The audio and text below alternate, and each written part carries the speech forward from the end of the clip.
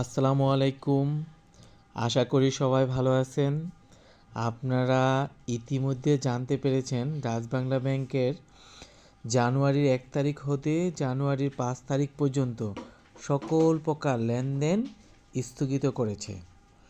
Dutch Bangla ব্যাংকের বিপুল সংখ্যক গ্রাহক আরও উন্নত ও নিরাপদ সেবা প্রদানের লক্ষ্যে কোর ব্যাংকিং সিস্টেমকে আরও আপগ্রেড করার লক্ষ্যে এই উদ্যোগ নিয়েছে কর্তৃপক্ষ।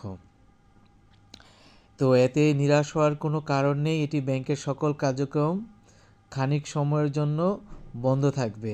আগামী জানুয়ারি 6 তারিখ হতে সকল প্রকার লেনদেন চালু করা হবে। আর যারা ক্রেডিট কার্ড হোল্ডার এবং রকেট হোল্ডার তারা লেনদেন করতে পারবে এবং সিরাম মেশিন থেকে টাকা উত্তোলন করতে পারবে। তো আশা করি সবাই বুঝতে পারছেন। ভালো থাকবেন। ধন্যবাদ সবাই।